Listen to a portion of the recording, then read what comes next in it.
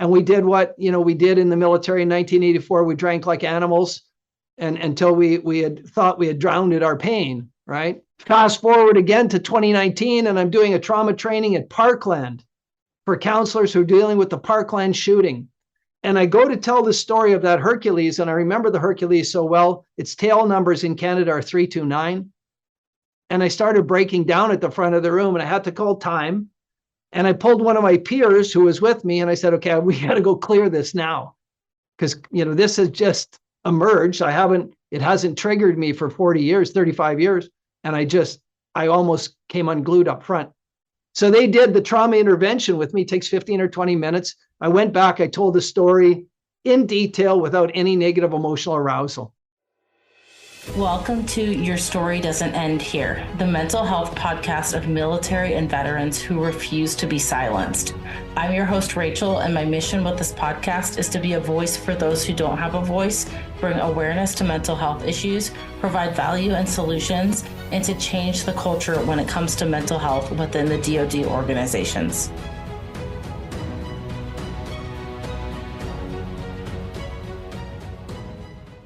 Hey everyone, thank you for coming back for another episode of Your Story Doesn't End Here. Today I have the honor of having guest Alan Kanerva on the show. He is a former military officer and humanitarian worker who has been witness to significant emotional events domestically and abroad.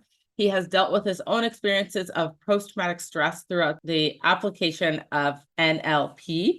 He is an international trauma-focused NLP trainer and leads the trauma team, a collaboration of life coaches and licensed mental health care workers who are dedicated to helping people heal from post-traumatic stress.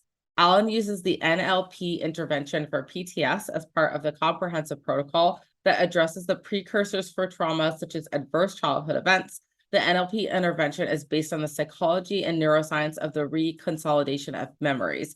The NLP intervention is evidence-based and research, most notably for the Research and Recognition Project. Their research has demonstrated a greater than 90% efficacy rate. Alan was the training director for that organization, delivering their first 9 trainings to licensed healthcare professionals across North America. Subsequently, the efficacy of the NLP intervention was analyzed with a group of clinicians he trained and had greater than 94% efficacy rate. Alan, I know you and I talked extensively before recording, and wow, your stories are incredible. I'm so excited to hear what you have to say. Thank you so much for being on the show. Well, and thank you. I really appreciate it, Rachel. It's always fun to reconnect to another ex-military person because the stories get so rich. And I don't care what uniform you wore, what flag was on your shoulder. We all have a common element that we wore a uniform and swore an allegiance to somebody higher than ourselves. And that's what differentiates so clearly service, right? That is quite, when you look at the classical definition of professional, that is what profession means, sort of subscribing to a higher cause or a higher purpose. So thank you so much for having me here. Yes, I'd love to just start with your story. I mean, I know it's pretty extensive, obviously, but just if you could give us a basis of your story, what got you into the military? If you want to share a couple of stories, if we can maybe keep them condensed, we'll see. Well, I know there's a lot. So yeah, but I'm going to give you the platform to just share a little bit about you, your time in the military, and what got you into what you're doing now. Really for me, I've thought about this lots, Rachel. My story, my journey actually starts with being the son of an immigrant. My father was from Finland, and his father took them out of Finland to Canada because of Russian oppression. They literally ran away from the Russians. So, and I think that when you give up your culture, you give up your language, you give up everything to find a new country, that has a massive influence on you. So my upbringing, my father was musically, artistically oriented and a very athletic man, but he was also very skilled with his hands and his mind. And so I grew up in a house full of challenges and possibilities and service, if you will. And it was a small mining town.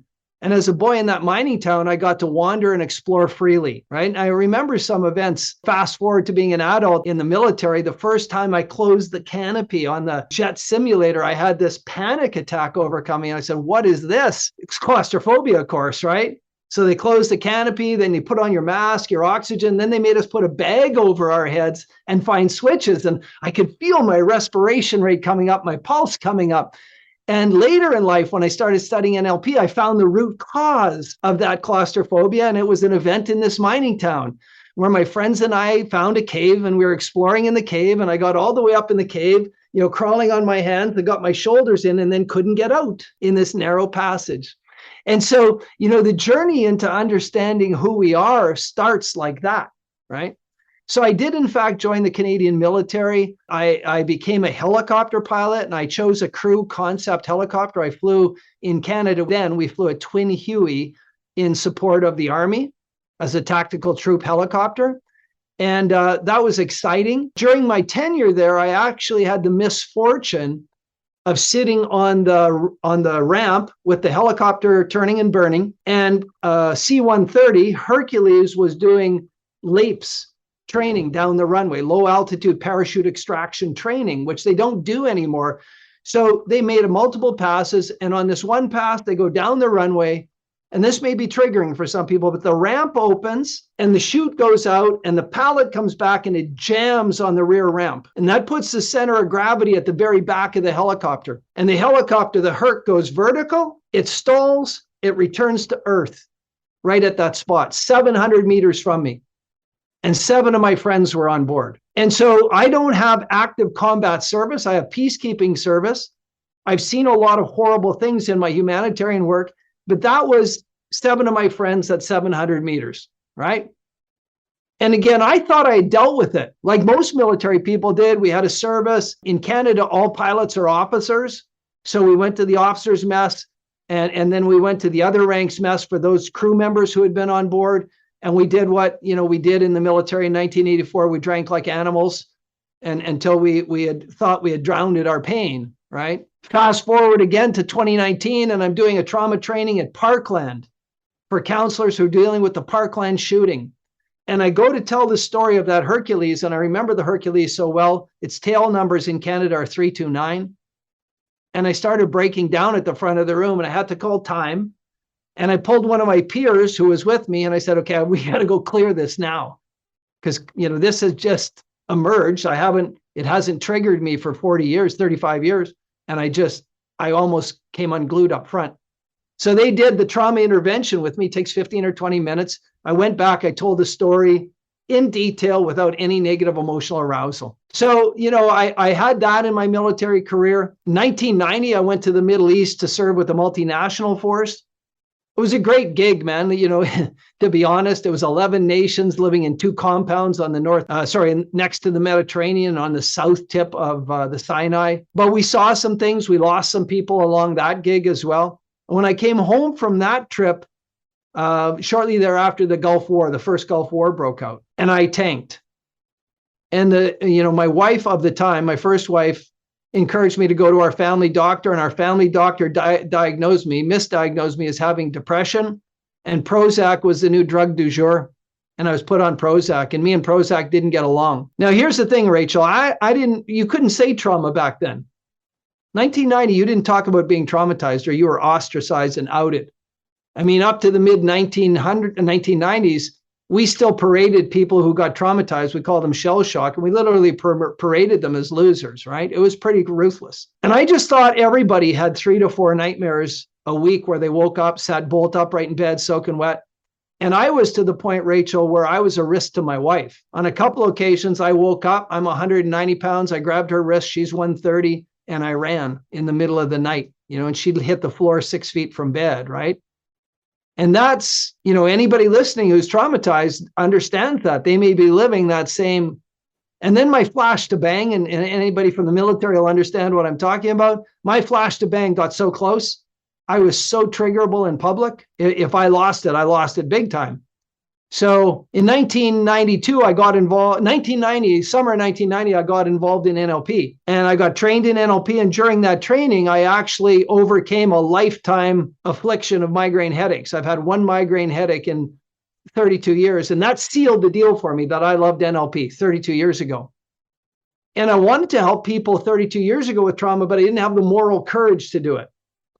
NLP was pretty poo-pooed back then. I just didn't have the personal strength to do it. Jump ahead 2 more years, Rachel, and I hope this isn't triggering for anybody, but my first wife and I, she's pregnant with our first child, and we learned that he has a hypoplastic left ventricle and that he wouldn't survive the birth. He would only last maybe a day or a week. And of course, nobody would have faulted me for becoming an angry drunk. God, the world had let me down, taking my first son. Nobody would have faulted my wife for getting postpartum depression, post-birth depression so bad. But my wife and I decided, at least I did, she may argue with me if she was online now, but I decided to give his life meaning. And I decided that his life was perfect.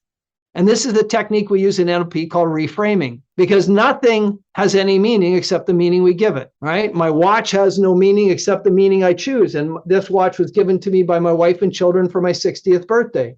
It's just an ugly steel watch, but to me, it means everything. I decided my son's life was perfect, just short. I decided to celebrate it.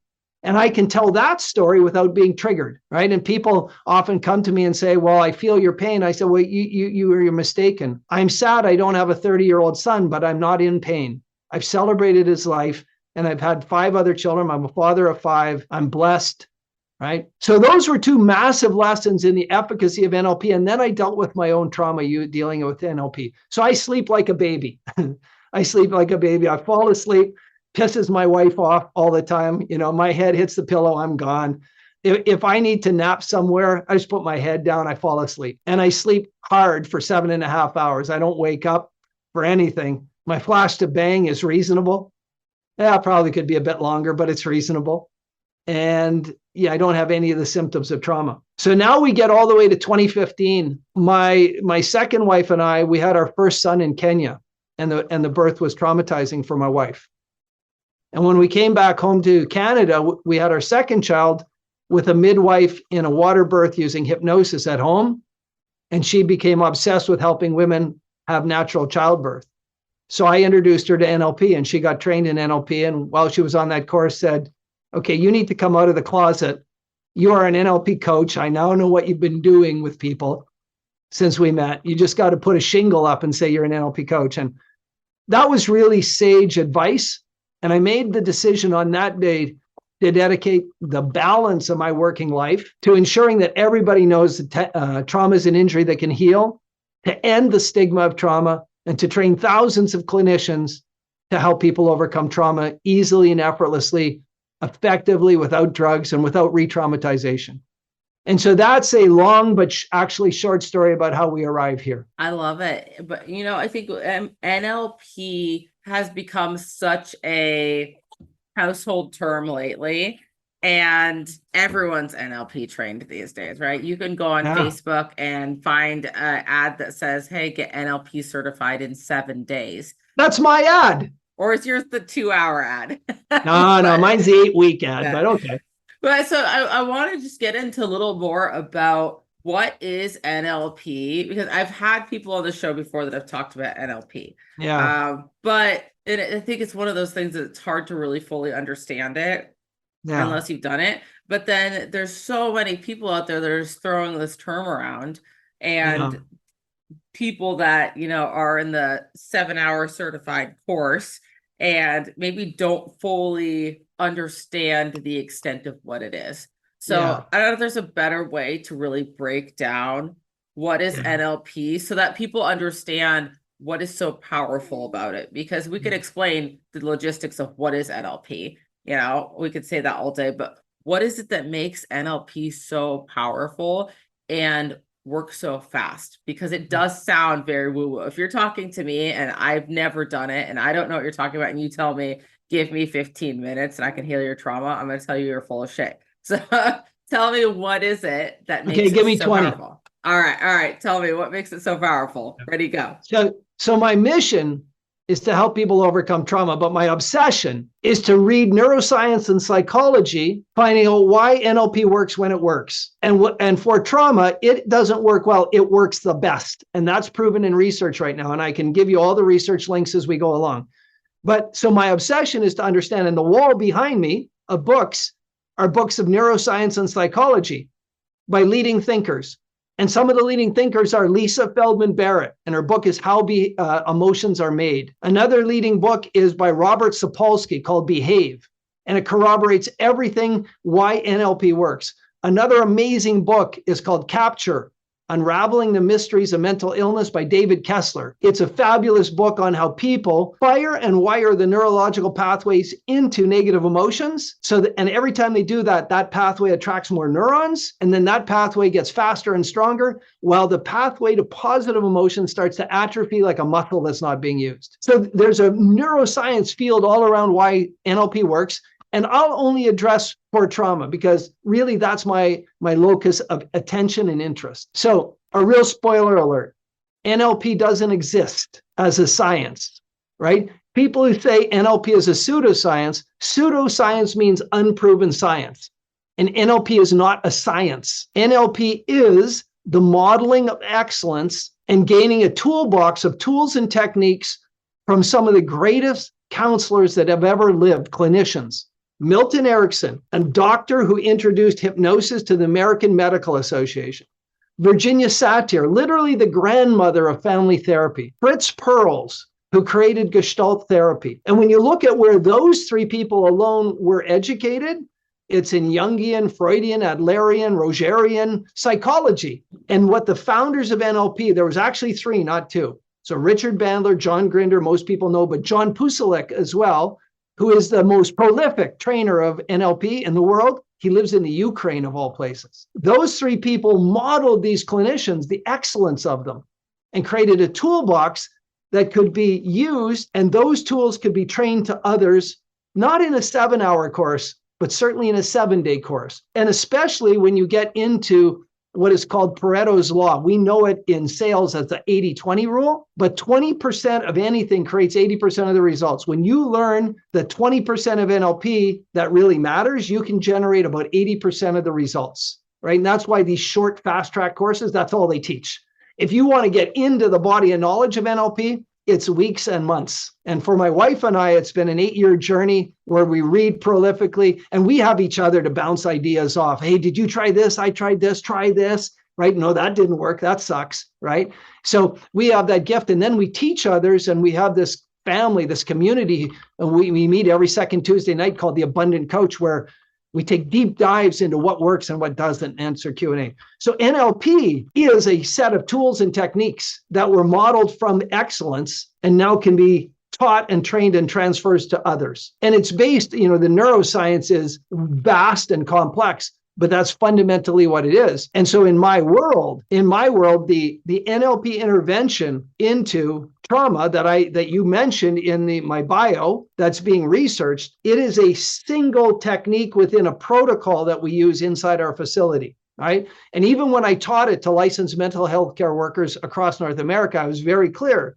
This is a technique you use in a continuum of care. A person's been traumatized for a decade. Now their family's messed up, their career's messed up, they've got addiction issues. You clear their trauma, they still need a lot of work. You haven't fixed everything, but now they can sleep. They're not on hypervigilance. They don't have to sit with their back to the wall. Now they can wean themselves off meds.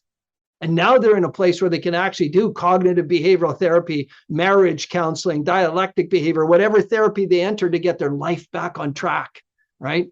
But you can't do that when you're traumatized. And trauma, Gabor Mate, his new book, The Myth and Normal, is a must read for anybody. And when I say trauma, Rachel, I'm not talking about PTSD, and I'm not even talking about PTS, because I hate the D, and most veterans do. Because any veteran who has post-traumatic stress knows they didn't have a disorder before they were traumatized. They know they weren't sick.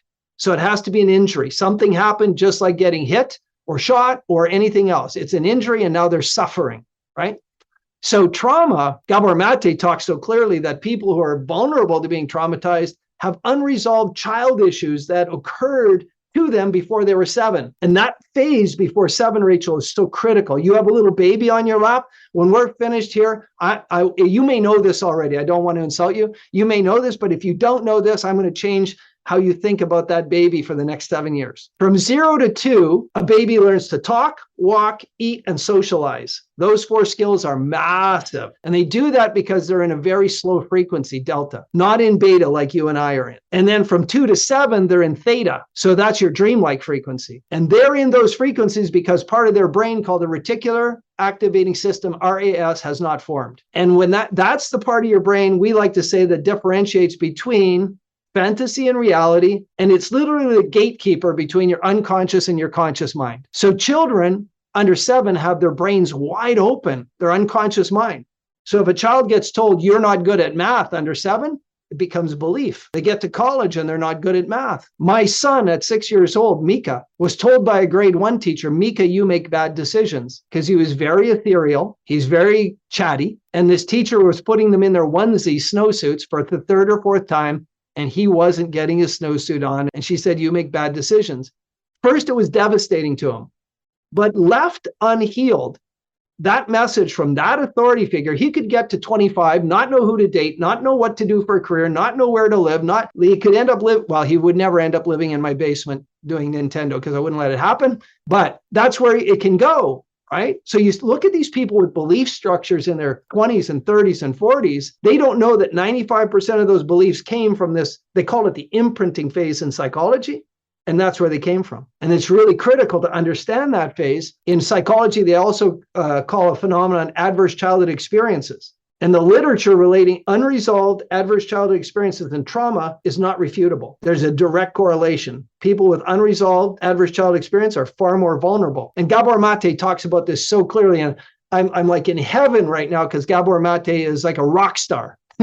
He's on every podcast. He's on every TV show. He's on every morning show talking about his book, The Myth of Normal. And everything we do in our practice aligns with what Gabor Mate is saying, right? So boy, I got off track. You asked me a definition of NLP. We kind of went there and then I went sideways. Apologize. That's okay. No, I'm glad you went there because I think it's important to know that a lot of the things that drive our beliefs as adults, they might not necessarily be quote unquote our fault. Yeah, of course. Yeah, I mean, because I think about the situations that some people grow up into, from 2 to 7, we don't really have control over our lives. We're under the control of whoever our caretaker is. And for some people, it's not even a parental figure. For some people, they're really on their own. I mean, there's people that are raising younger siblings at the age of 7, but also knowing that a lot of us don't remember that time period of our lives. But what was really key to me is you mentioned something that seems so minute, because for that teacher to say to your child that you don't make decisions,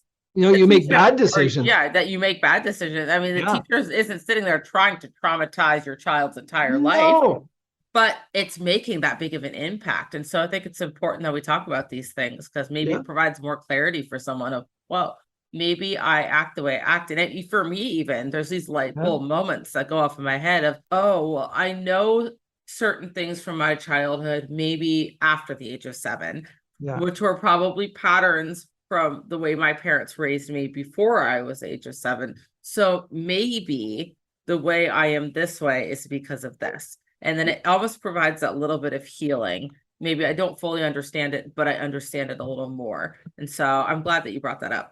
Well, and stay with your train of thought because you're on, for me, you're on the absolute right train. Then from 8 to 14, we model what we learned before we were 7. So we're finding our peeps. We're looking for people with similar beliefs. And that's why we hang with the people we hang, right? And we're in alpha frequency. Then as we go through puberty, we move into beta frequency and we socialize those things we learned before 7. So imagine a man, as an example, with anger management issues. He had his first experience of anger probably at the hands of a brother, a father, an uncle, a teacher. And he went, ooh. And then they try it. They have a temper tantrum and they get their way. And then they practice it.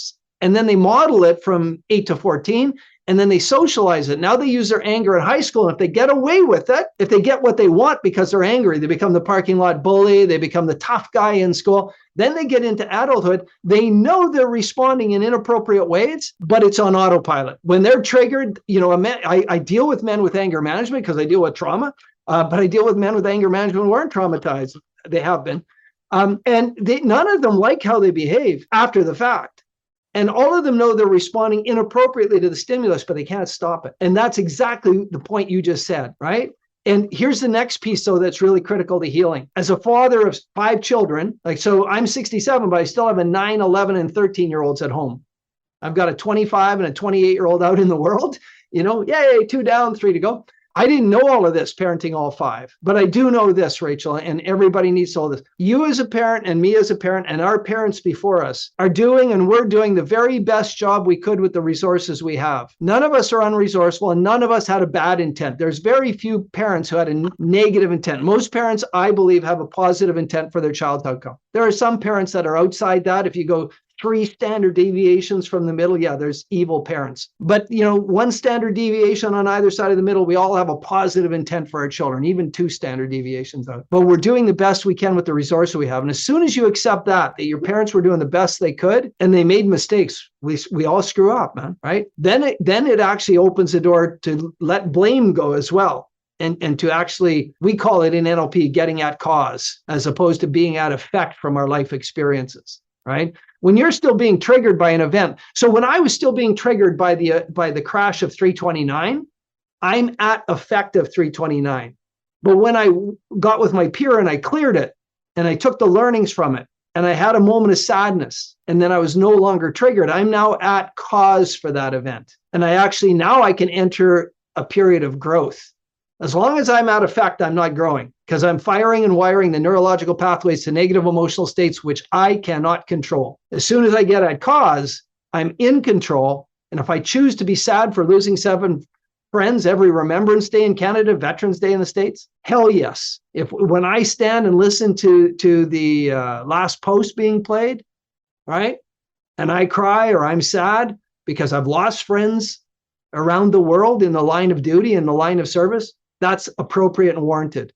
If I can't give a public speech describing 329 because I break down, that's inappropriate and unwarranted. There's a differentiator for me. And so the beauty of what we do in NLP, I've worked with a lot of people who are witnesses in trials who have been traumatized. And after we clear the trauma, they are magnificent witnesses because they actually have access to more detail. You listeners will all know this who have been traumatized. There's often gaps in your memory now. And in our world, our presupposition is that your unconscious mind is suppressing the information in that gap to protect you from the emotions that come with it. But as soon as we heal the trauma, it'll present all the details. I worked with a Marine major in Florida.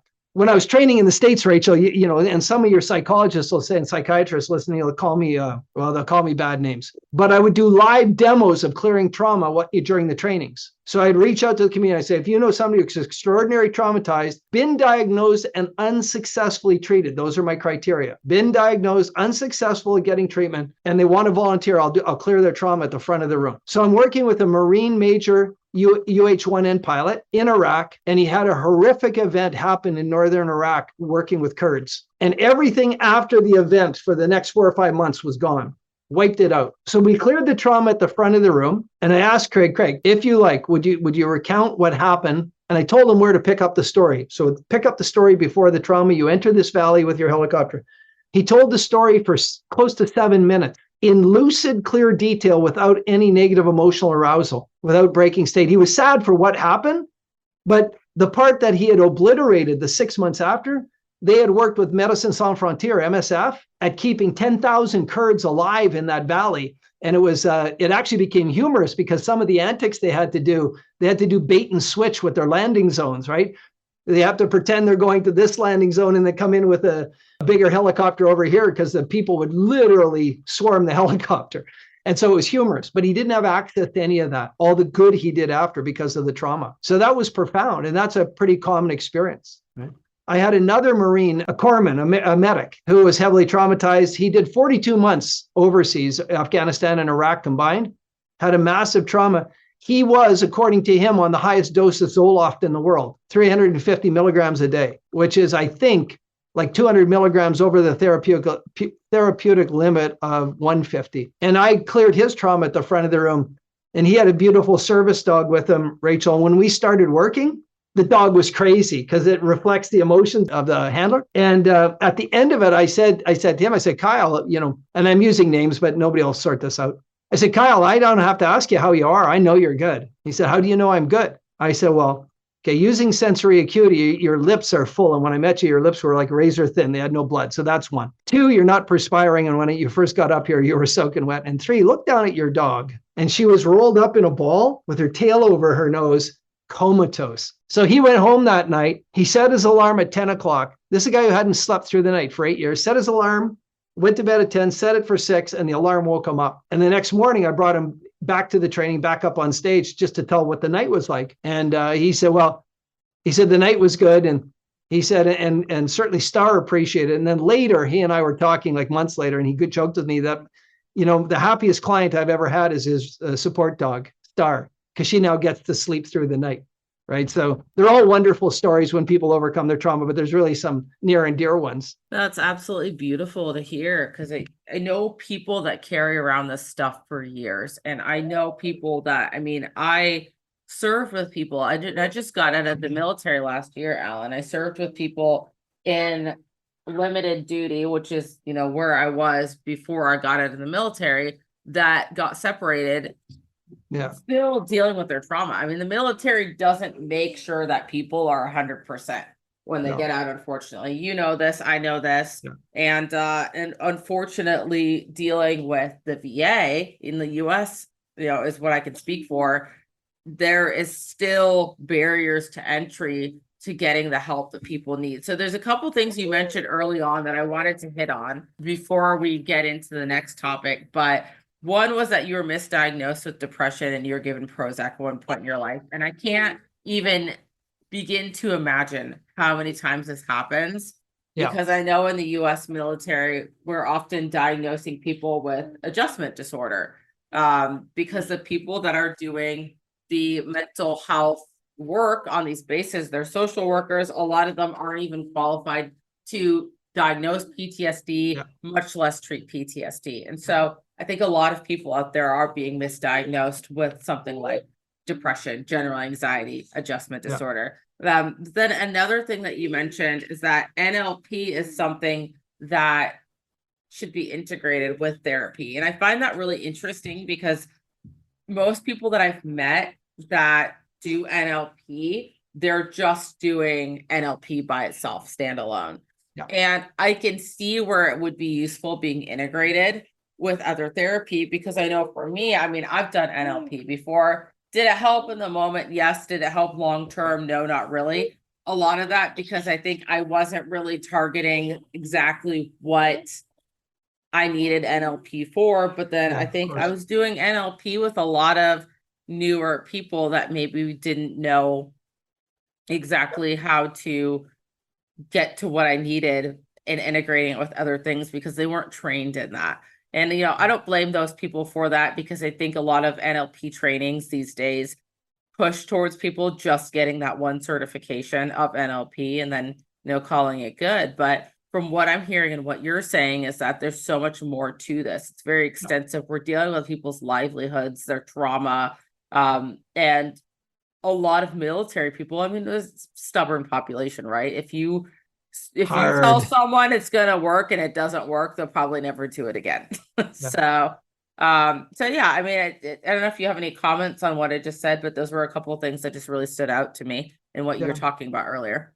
I told you about, before we got on the show, I told you about this podcast I did about medical assistance in dying that they're offering vets here in Canada, which is an atrocity, man. People are suffering with trauma. Instead of helping them, they're offering, and it is a legislation in Canada that we can do medical assistance in dying. But I'm also going to do a number of, they'll be controversial, because we have general practitioners, doctors diagnosing PTSD.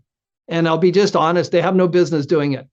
Unless they've gone on a PTSD assessment course, they shouldn't do it.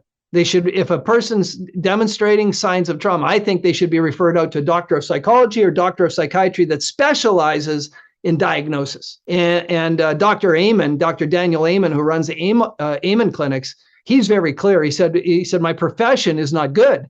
He said, we're the one profession that we don't look at the organ we diagnose. If you have a heart problem, they're going to look inside your heart. If you have a broken arm, they're going to x-ray your arm. If you have a blunt object trauma, they're going to x-ray your brain. But we diagnose mental illness through symptomology, and then we prescribe drugs that we're not 100% sure that they'll work. If they don't work, we change the drugs, we change the dosage. He said, so my profession is flawed.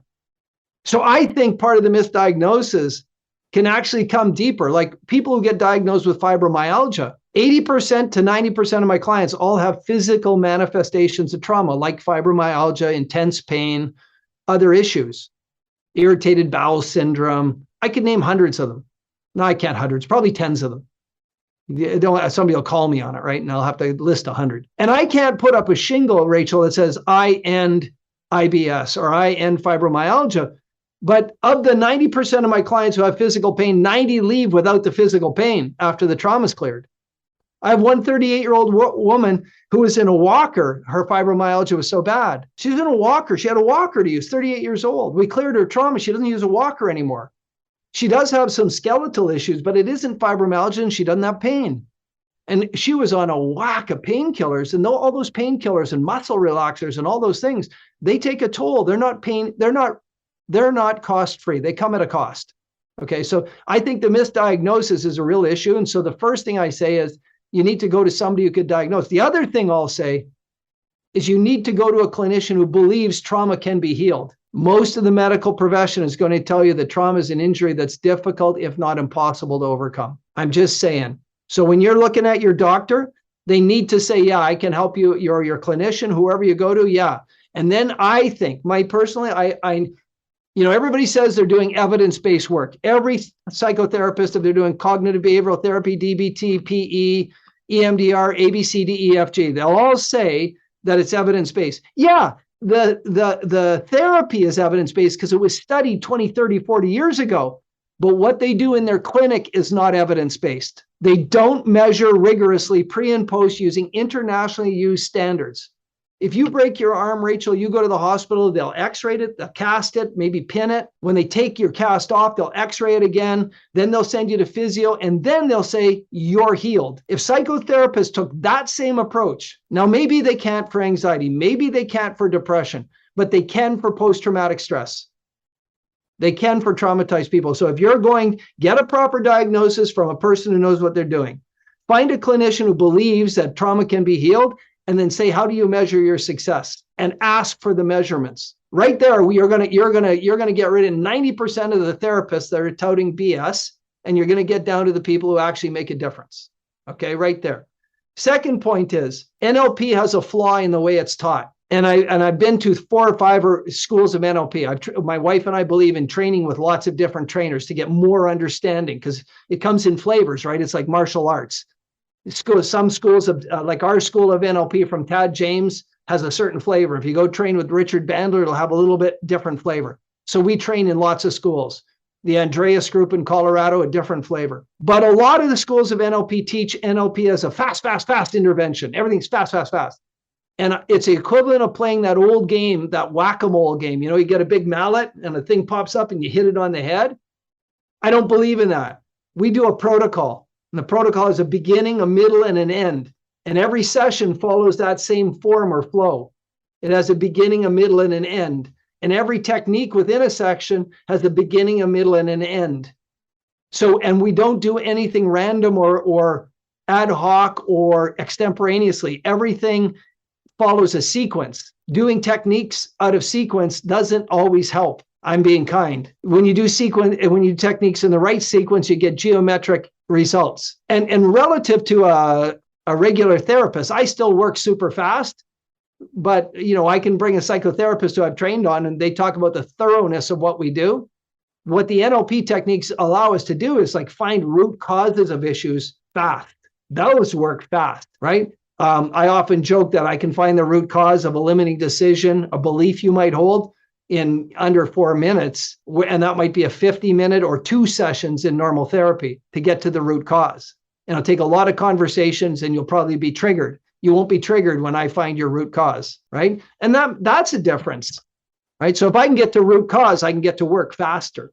That makes sense, right? And then here's the other issue. The 2 gold seals for the VA are prolonged exposures and EMDR. And you talk to any soldier who's been through prolonged exposure and let them tell you what they think of it. And EMDR has about a 65% success rate in research, but a high recurrence. And it is really varies in the hands of the clinician.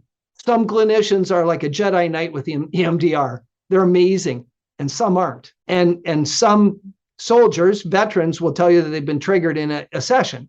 All right. So I've never had a client triggered. It's not that they can't be. I mean, triggered to a place where they don't get stable and go home feeling better. Prolonged exposure has a far lower rate of success.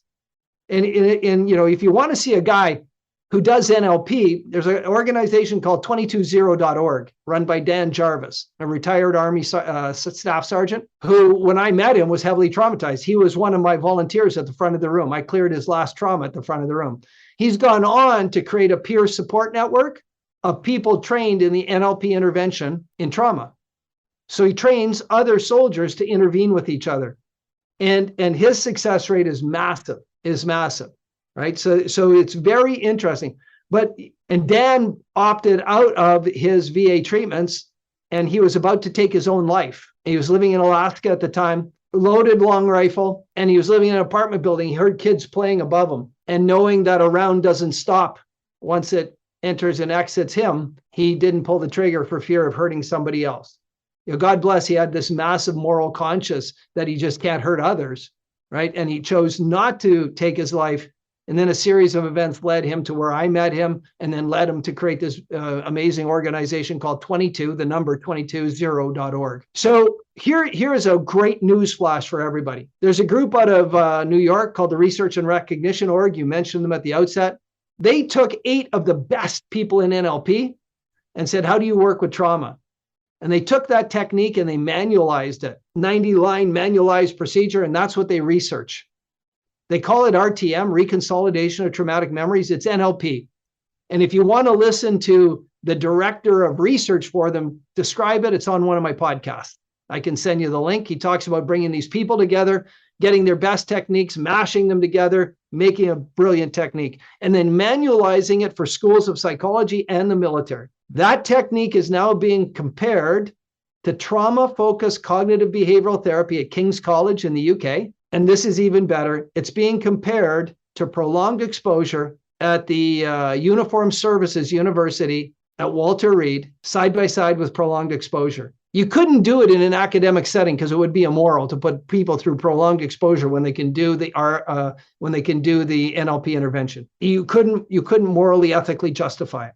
But only at Walter Reed they can, right? You put 100 soldiers in the room and say, you 50 are getting prolonged exposure, you 50 are getting NLP. And those research papers should be out in the next 6 to 12 months. I actually thought they were going to be out by December 2022, but they're not. Maybe COVID slowed them down. When those 2 papers come out, that will challenge the gold seal. That will start to upset the card. And you're right. It's hard to get services. And when you get in some of the services, they have low efficacy or they're painful to do. I don't know very many people have been through prolonged exposure that said, yeah, I really enjoyed that. It's not the way it's done. And in their day, when they first came out, you can watch the TED Talks and the 60 Minutes special from 20 years ago on prolonged exposure. It was pretty good, man. It was the new best thing, but it isn't today. It's like I've got a 1984 Macintosh computer. It was the best thing in its day. It was hot. Most people your age, you don't even know what I'm talking about, right? Windows XP in the early part of this century was hot, but try running Windows XP on your laptop today. It's not. Flip phones in 1990s were pretty cool.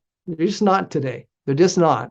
But I think if we look at the history of mental health, just in general, right? And we look at, my parents' generation was a generation where asylums were still a thing.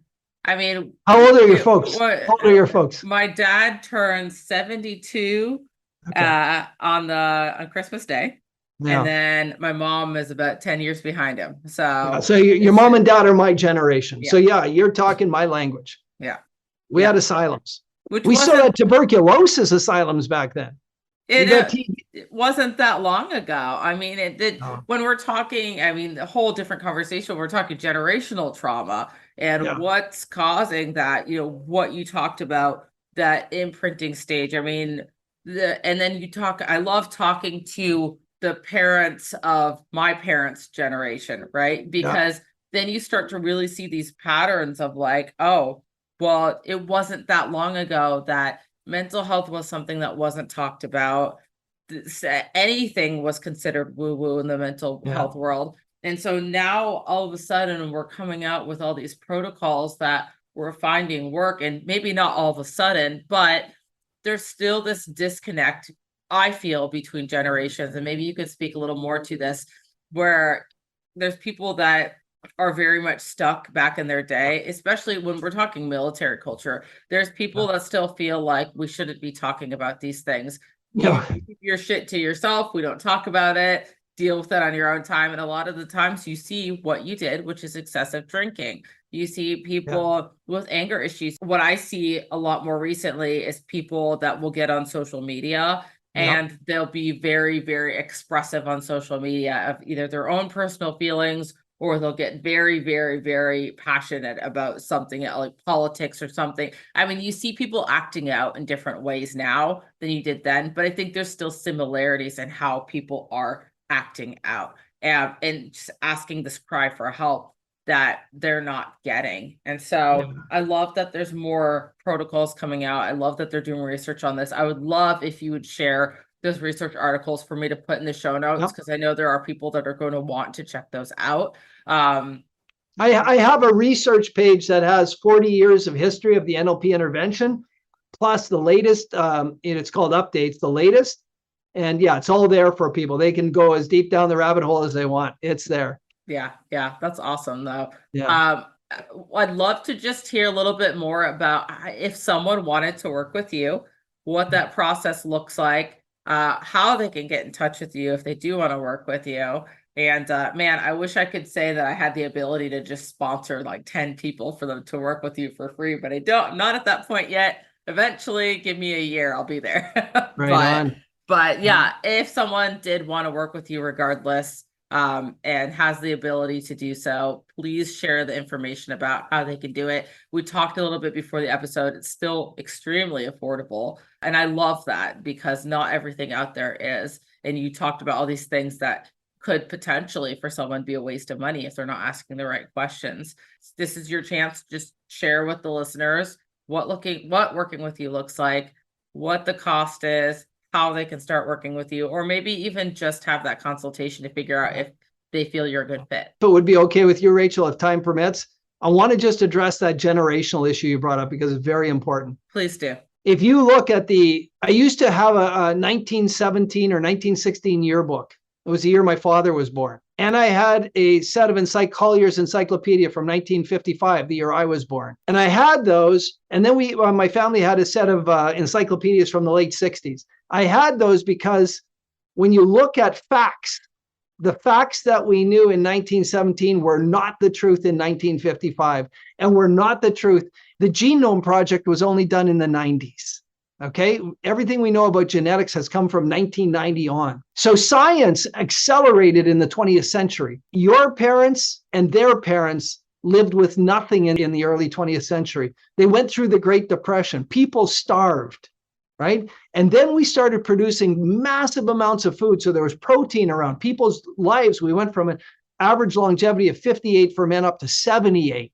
Right? Amazing. And we became so enamored with science. It produced cars. It took us to the moon. It helped us win a war. And medicine, antibiotics were invented. Insulin was invented.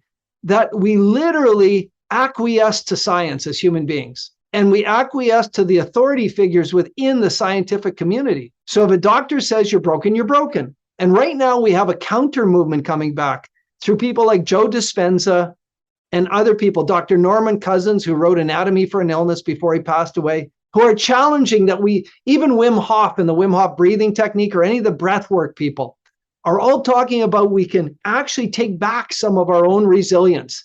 We don't have to run to the doctor all the time.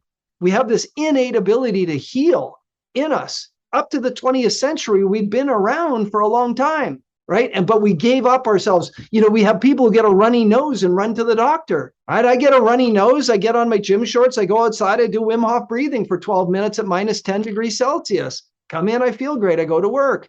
What did I do? I stimulated my immune system. I activated it. I lowered I raised interleukin 10. I lowered interleukin 6 and 8. That's proven in research with Wim Hof. So one fights inflation, one creates inflation. So I lower those two, get them in balance. The Wim Hof breathing method is known to balance sympathetic and parasympathetic responses. So I come back in. I've been outside at minus 10 in my gym shorts, breathing. And I come back in, I don't have a runny nose, right? And his whole message is we've given up our resiliency, our innate abilities. And I'm not poo-pooing Western medicine. I'm alive because of it. My 25-year-old daughter is alive because of it. My 28-year-old son had a severe traumatic brain injury. He's alive because of it to some degree. But I also hired energy healers for him, and people prayed for him, and people meditated for his health, and I filled him full of the best nutrition on the planet while he was getting through a severe traumatic brain injury. The hospital did not recommend, prescribe, or do any of those, but we did them. So what's my point? That generational gap, my generation, like my brothers and sisters don't believe in what I believe in, right? I'm a little airy fairy around the dinner table. None of them are coming out on the deck at -10 and hanging out in their underwear. They're just not doing it, right? It's okay. But your generation has access to way more information, way more experience, right? You see people meditating around the world now, and the value of meditation is finally being recognized. Joe Dispenza is one of the most rigorous researchers in the world, the research behind what meditation can do. And so we have this movement that I think your generation will be more open to the possibility. Like my first wife, we went to the hospital for our babies. My second wife, 22 years younger, we are into hypnobirths and bathtubs at home, right? So I've seen both deliveries. I'm now a hypnobirth at home guy, right? That's the place to be. And people say, well, you can only do that with easy births. No. One child, the boy was hung up by his shoulder. The second child was sunny side up. The midwives dealt with it. Both childs were skin to skin with their mom immediately after birth. Nothing better than that, right? You know that as a mom. So yeah, that's the generational thing. How to get a hold of me is easy. The best way to do it is www.thetraumateam.com. There's a free consultation link. There's just hours open. I keep probably 15 hours, 20 hours a week open for free consults. Right? I need to talk to people. They need to know that trauma is an injury that can heal, right? And that's how they get a hold of me. The protocol, we work really intensely, Rachel, for the first 3 weeks. And I work in 2-hour blocks. This comes from Milton Erickson's teachings. But anyways, 5 to 6 2-hour blocks over 3 weeks. Very intense. And we do that for scientific reasons. We want to make massive change. And then we want the person to have a couple sleeps so it goes into long-term memory. Then we want to do a bunch of massive work. And we don't want to let a long period of time go between the change works. So they just erode it and go back to their old patterns of behavior. So we work intensely. Then we take a 4-week break and we have some beautiful self-assessment tools. So people self-assess and give me feedback every day, give the team feedback. Then we do a 1-hour check-in. Then we do another 4-week break. And then we do the final check-in. Now, these 4-week breaks and the 3 weeks work, absolutely subscribe to every piece of literature that talks about creating new habits. The formulation of this protocol absolutely subscribes to creating new habits. And these 2 4-week breaks are for people to practice their new beliefs, boundaries, and behaviors, because our beliefs create our boundaries and our boundaries create our behavior. And when we do the work in NLP, when we clear adverse childhood experiences, when we clear baggage from your youth, when we clear traumas, when we reconnect you to the positivity in the world, so the neurological pathways to positivity are firing, now you have to practice these new beliefs, behavior, boundaries, and behaviors. And we do 5 ways of evidence. I do the PSSI-5 for traumatized people, which is the VA's test, internationally recognized. We do a one from Stanford University by Dr. Phil Zimbardo, the former president of the American Psychological Association. We do one of his assessments for trauma. We do this tracking tool where you self-assess so you can see your improvement over 77 days. We do behavioral evidence because people who are traumatized aren't doing certain things in their life. Like they may not go out to a restaurant. They may not be able to sit without their back to the wall. They may have agoraphobia. They may not go out at all. They might not be sleeping. So we measure behavioral change pre and post, and then we do anecdotal measurements every check-in, every time I talk to them. I have a series of questions. They're covert, but I'm checking to see. And Rachel, call me twisted, but at the end of this process, I just had a woman exit. She was a 911 operator, heavily traumatized. She was triggered 8 times in our first session. I wrote down the trigger every time. Her ex-husband's, this situation, that situation. In our last check-in, I talked about all 8 of those with her. She talked about them absolutely conversationally. I learned so much from that event. I would never let that happen to me or my daughter again. It was beautiful. So I actually put the triggers right back in front of the client. Now, I can't take a client back to Afghanistan, but we certainly could talk about it, and they're not triggered. So that's the process. And, our trauma treatment protocol costs $3,000. Beginning to end, there's no extra fees, there's nothing. We keep working with you until you get the results you want. We have well over a 90% success rate, just like the research demonstrates, right? And I'm probably closing in on 400 personal clients that I've dealt with. The one thing you mentioned in my bio was this group out of Albuquerque, New Mexico, where they're following 18 of the people I trained, and they're having over 94% success rate.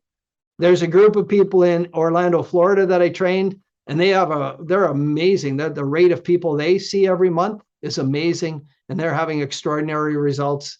And they've actually taken some of the work, and you mentioned other therapies. They've taken their gifts and brought them to the therapies we do, and that, I think that's what has to happen. There has to be this iterative improvements, and God bless, they're smart enough to know that when they made the system better or worse, right?